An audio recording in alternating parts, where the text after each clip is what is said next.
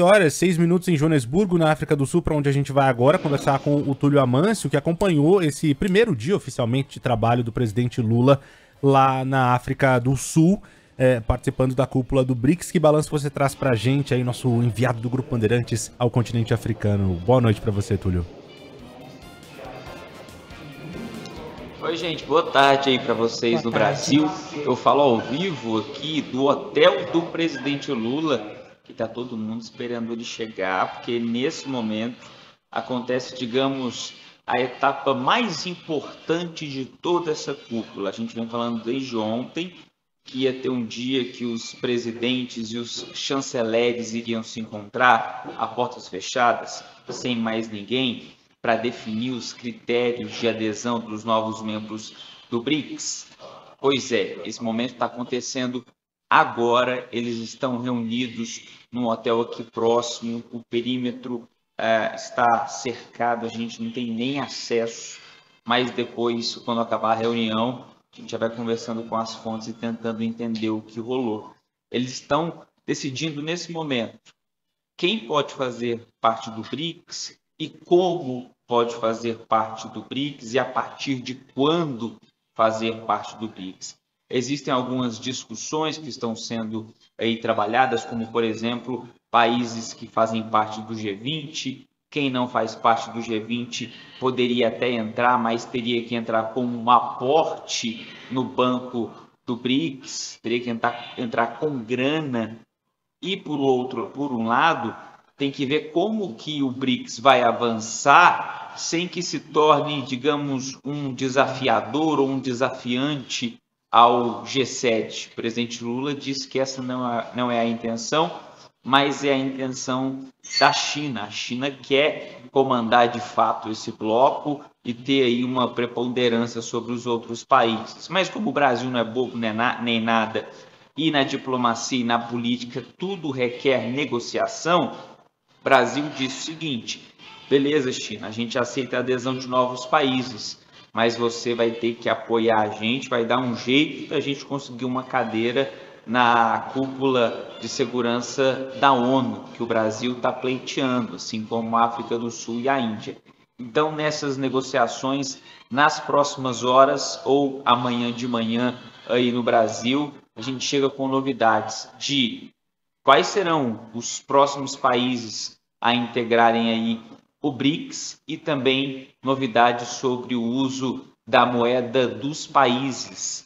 As moedas que eles utilizam em seus países serem usadas nas transações entre essas nações. Importante, não vamos confundir com uma moeda única ou uma moeda comum. Moeda comum é coisa do Mercosul. Nós estamos falando das moedas locais sendo utilizadas nas transações do BRICS. Rapidinho sobre a agenda do Lula, ele recebeu alguns políticos do partido que era do Mandela aqui no hotel, depois participou do Fórum Econômico do BRICS e agora está nessa agenda a portas fechadas com os outros presidentes representantes do BRICS, todos pessoalmente, menos Putin, que participa via vídeo, está numa live com os outros presidentes. Ô Túlio, boa tarde para você, boa noite aí, né? Túlio, você tem um tempinho só para a gente já colocar no ar para o nosso ouvinte aqui uma fala do Lula na abertura aí da cúpula dos BRICS, só para a gente continuar comentando com você um instante, podemos passar aqui o que o Lula disse?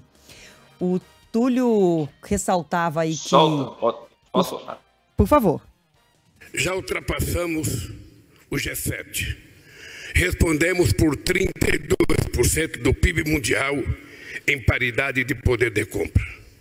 Projeções indicam que os mercados emergentes de desenvolvimento são aqueles que apresentarão maior índice de crescimento nos próximos anos. Segundo o FMI, enquanto os países industrializados devem desacelerar seu crescimento de 2,7% em 2022 para 1,4% em 2024, o crescimento previsto para os países em desenvolvimento é de 4% nesse próximo período. Isso mostra que o dinamismo da economia está no sul global e os BRICS é sua força motriz. Bom, como o Túlio falava com a gente, o presidente Lula disse que o BRICS não é para confrontar o G7, mas Lula fez questão de reafirmar a força, a potência que o bloco tem. Às vezes eu e o Túlio a gente tromba um pouquinho porque tem um delay entre o tempo que ele recebe a minha voz e até ele começar a falar. Mas, Túlio, eu queria prosseguir com você exatamente porque Lula fez questão de reforçar aí o tamanho, a potência econômica que o bloco, que o grupo representa.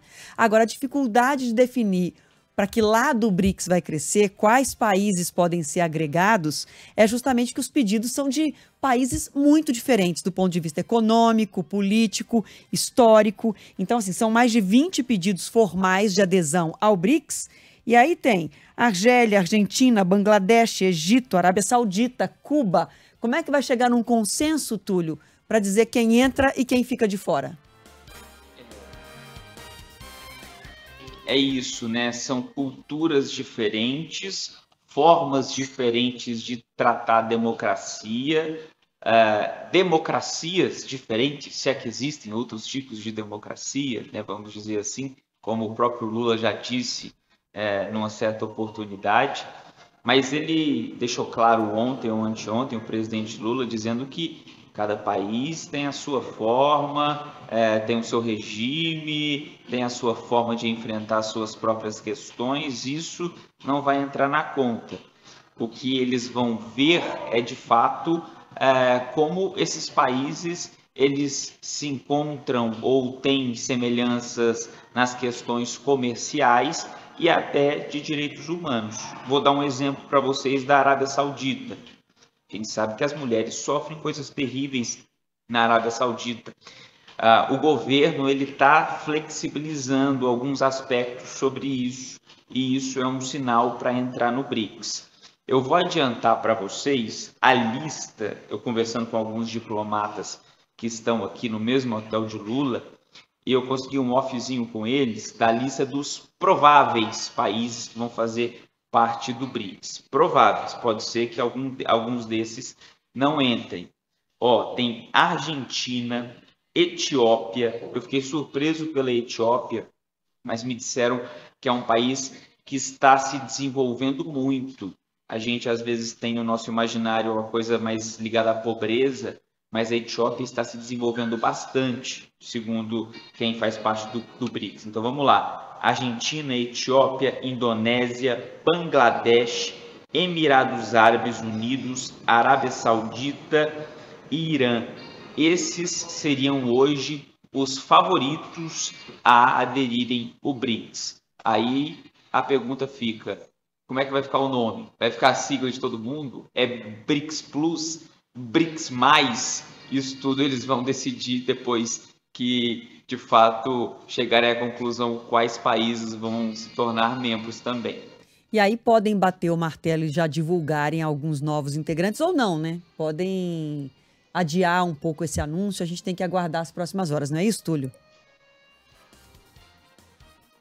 O clima é de definição, tá? O clima é que, de fato, eles vão definir, sim, alguns países, nem que seja poucos países agora e daqui 6 meses a adesão é de outros poucos países, que essa adesão ocorra paulatina, mas o clima é de fato de definição de critérios para quem vai entrar no BRICS e já algum anúncio de pelo menos 2 ou 3 países, é o que a gente vem ouvindo dos diplomatas aqui em Joanesburgo.